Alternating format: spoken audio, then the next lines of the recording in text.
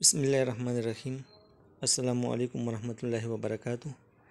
ECO 603 का पहला assignment है और इसका ड्यू डेट 14 जून 2022 है। उन्होंने आपको एक केस दिया है और आपको बताया है कि जो बिनुल-अक़वामी तिजारत है, इंटरनेशनल ट्रेड, तो ये मुख्तलिफ़ ममालिक के दरमियान जो इकनॉमिक ट्रांजेक्शन है उसको कहा जाता है। तो हमें पता है कि जो बार्टर सिस्टम है ये एक न्यू फिनोमिनन नहीं है, बल्कि ओल्ड एज प्रैक्टिस है। और जितने इंसान की तारीख़ है उस वक़्त से बार्टर सिस्टम वो राइज है। बार्टर सिस्टम का मतलब ये है कि जब पैसा नहीं था तो लोग जो है ना एक गुट के बदले दूसरा गुट ख़रीदता। मिसाल के तौर पर आपको गंदम की ज़रूरत थी पहले ज़माने में, तो आप दूसरे बंदे को गाय या बैल देते और उसके एवज़ में आप उससे गंदम ख़रीदते। तो ये और अब हम जो चीज़ ख़रीदते तो उसके एवज़ में हम पैसा देते हैं, रुपया देते हैं, 1000, 2000, 10,000, जितना आप ट्रांजेक्शन करते हैं उसके एवज़। तो ये बार्टर सिस्टम ये as old as human history है।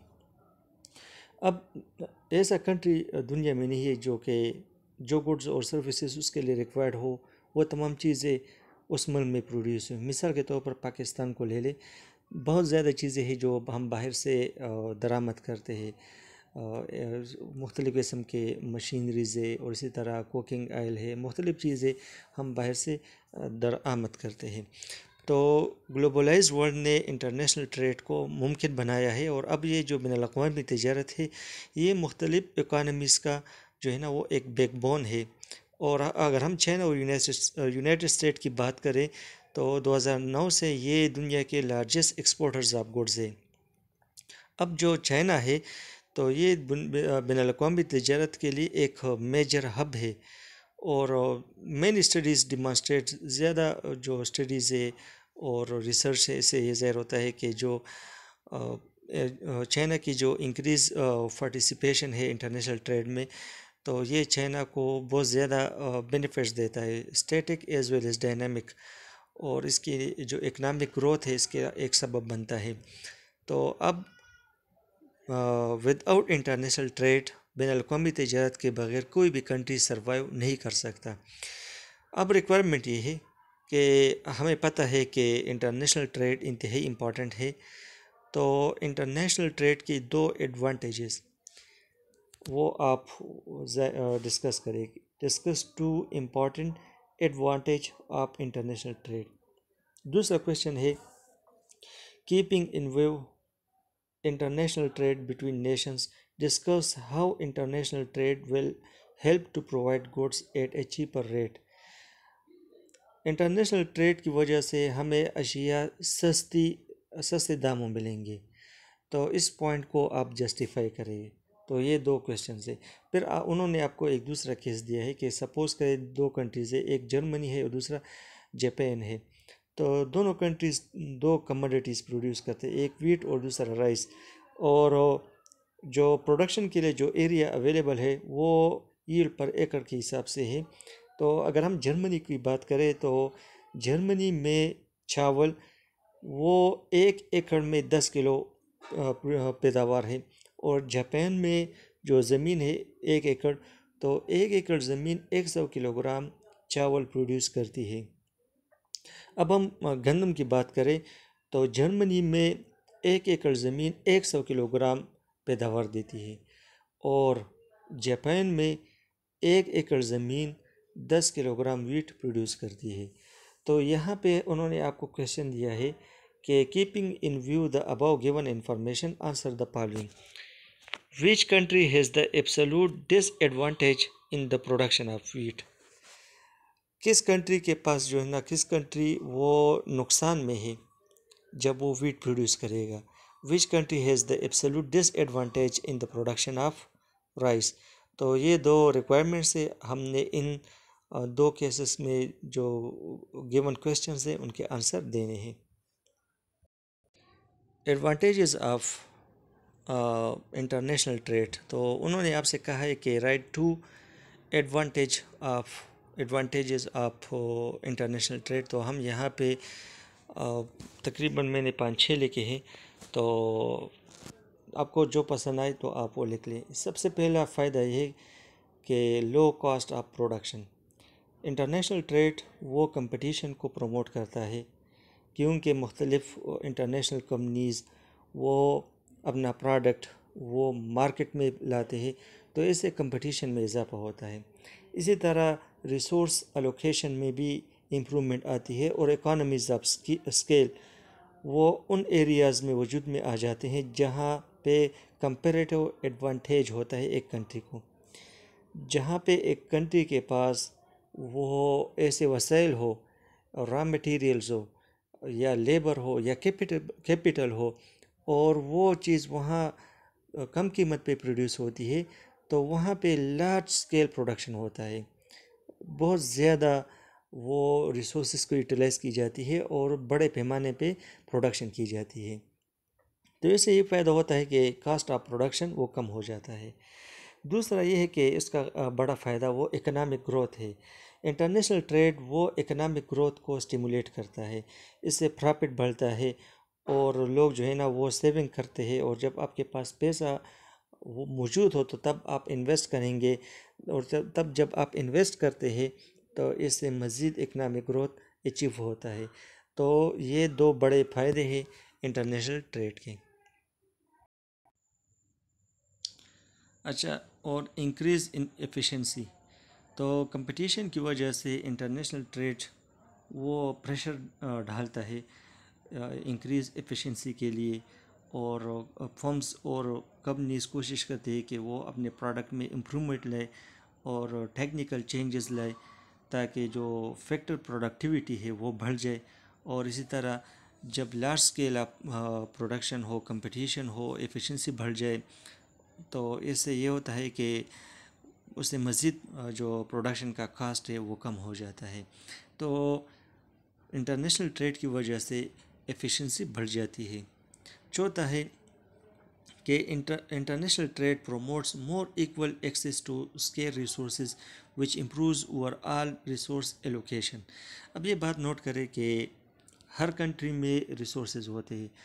कुछ ममालिक में पेट्रोलियम है मिसाल के तौर पर, दूसरे ममालिक में गैस है, तीसरे ममालिक में गंदम प्रोड्यूस होता है, किसी मुल्क में जैतून वो प्रोड्यूस होता है। तो हर मुल्क में रिसोर्सेज है। तो इससे होता है कि अब हमारे मुल्क में पेट्रोलियम नहीं यहाँ पे हमें नहीं मिलता, पाकिस्तान में ज़ख़ीर कम है, तो हम बाहर ममालिक से वो दरामद करते हैं। अब ये इंटरनेशनल ट्रेड की वजह से हमें सऊदी अरब के जो रिसोर्सेज है उस तक रसाई मिल गई। तो international trade promotes more equal access to scarce resources which improves overall resource allocation. पांचवा स्पेशलाइजेशन है। वो कंट्री जिनके पास एक गुड में वो उनको स्पेशल एडवांटेज हासिल है, तो वो क्या करेंगे, वो उसी प्रोडक्ट में स्पेशलाइजेशन हासिल करेंगे, उसको प्रोड्यूस करेंगे। So they can specialize in the production of that good and exchange it for another product from another country. Suppose करें कि जर्मनी की बात करें, तो वहाँ पे व्हीकल प्रोड्यूस मैन्युफैक्चरर्स होते हैं। तो अब ये है कि वहाँ पे जो इंडस्ट्रियल सेक्टर है उन्होंने काफ़ी तरक्की की है, तो ये प्रोडक्ट वो प्रोड्यूस करते हैं, तो उनको चाहिए कि उसमें ज़्यादा जो है ना वो स्पेशलाइजेशन हासिल करे, और जो एग्रीकल्चर प्रोडक्ट है वो डेवलपिंग कंट्री से ख़रीद ले। तो इससे ये होगा कि स्पेशलाइजेशन उनको हासिल होगा। तो इंटरनेशनल ट्रेड से ये होता है कि एक कंट्री वो स्पेशलाइजेशन अचीव करता है, हासिल करता है। चौथा ये है कि छठा, it enables country to take full advantage to of reforms under the World Trade Organization. World Trade Organization ने जो इस्लाहात की है, तो जो कंट्री वो इंटरनेशनल ट्रेड में इंगेज है, तो वो वर्ल्ड ट्रेड ऑर्गेनाइजेशन की रिफॉर्म से ज़्यादा फ़ायदा हासिल कर सकते हैं। इस तरह advantages of large scale production, जब आप बड़े पैमाने पर प्रोडक्शन करते हैं तो इससे ये होता है कि रिसोर्सेज वो फुल यूटिलाइज होते हैं, और जब लार्ज स्केल पे आप प्रोडक्शन करते हैं तो इस पर कास्ट कम आ जाता है, तो प्राइस कम होता है, तो इससे ज़्यादा मुनाफा मिलता है। इसी तरह availability of all types of product, आप मार्केट में जाए तो आपको तमाम चीज़ें वो दस्तयाब है। ये इंटरनेशनल ट्रेड की बदौलत है। वो चीज़ें जो पाकिस्तान में पैदा नहीं होती वो भी हमें मार्केट में मिलती हैं। इसी तरह more satisfaction by more consumption of products and services. इसी तरह इंटरनेशनल कोऑपरेशन एंड पीस, जब दो ममालिक आपस में ट्रेड में होते हैं तो वो आपस में कोशिश उनकी ये होती है कि टसल ना हो, जंग ना हो। तो इससे ये होता है कि वो कोऑपरेशन हासिल होती है और बैनुल अक़वामी सतह पर अमन कायम हो जाता है। अच्छा, दूसरा केस है, उनका आंसर है, पहला आंसर कि international trade will help to provide goods at cheaper rate. ये बात ठीक है कि बैनुल अक़वामी तिजारत की वजह से हमें अशिया सस्ते दामों मिलती है। इंटरनेशनल ट्रेड किस तरह हमें चीज़ें चीपर रेट पर प्रोवाइड करता है? इंटरनेशनल ट्रेड की वजह से कंपटीशन बढ़ जाती है, इससे एफिशिएंसी बढ़ जाती है, टेक्निकल चेंज वो से प्रमोट होता है क्योंकि वो नए नए आलात का इस्तेमाल करते हैं ताकि थोड़े से टाइम में ज़्यादा प्रोडक्शन हो। इसी तरह इम्प्रूव्ड रिसोर्स एलोकेशन, इसी तरह इकोनॉमीज़ ऑफ स्केल हमें हासिल होता है उन एरियाज़ में जिन कंट्रीज़ में उसको कंपैरेटिव एडवांटेज हो। और मैंने कंपैरेटिव एडवांटेज की बात की कि एक कंट्री है, उनके पास रॉ मटेरियल है और कैपिटल है। मिसाल के तौर पर जर्मनी की बात करें तो वो इंडस्ट्रियल प्रोडक्ट अच्छी तरह प्रोड्यूस करेगा। उसके मुकाबले में जो डेवलपिंग कंट्री है, जो ज़री मुल्क है, तो वो कारखाने लगाने के बजाय ज़राअत पर फोकस दे क्योंकि यहाँ उनकी आबो हवा ठीक है, अच्छी है, पानी है दस्तयाब है। तो वहाँ पे अगर वो एग्रीकल्चर पर फोकस करें तो यहाँ पे उनको कंपैरेटिव एडवांटेज हासिल है। तो इससे ये होगा कि लार्ज स्केल ऑफ प्रोडक्शन होगा। तो इससे ये होगा कि जो प्रोडक्शन है इस पे कास्ट कम आएगा। जब कास्ट कम आएगा तो हर चीज़ वो सस्ती होगी और इसी तरह इंटरनेशनल ट्रेड की वजह से जो चीज़ें हमें मिलती है तो वो कम कीमत पे मिलती है।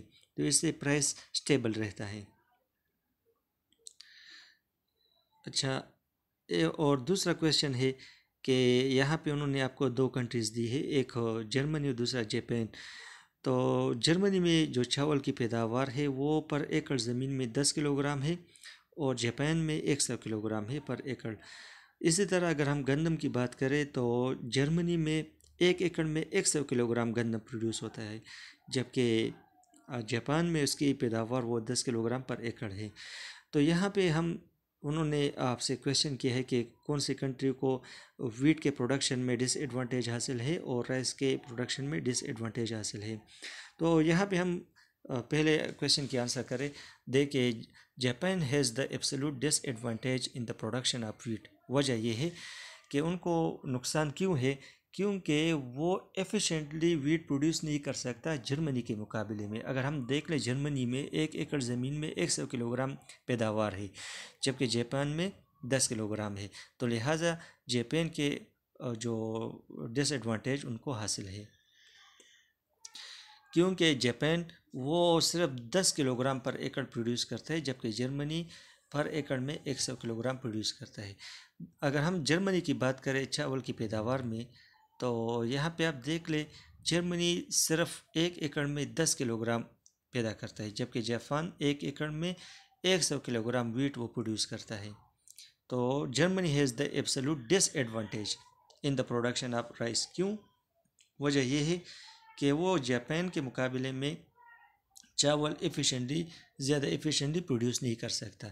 ये 1 एकड़ ज़मीन में सिर्फ और सिर्फ 10 किलोग्राम चावल प्रोड्यूस करता है, जबकि जापान वो 1 एकड़ ज़मीन में 100 किलोग्राम चावल प्रोड्यूस करता है। तो ये आपका असाइनमेंट था, इसका सलूशन। और जहाँ पे आपको मतलब ये कि कन्फ्यूजन हो तो आप कमेंट कर सकते हैं।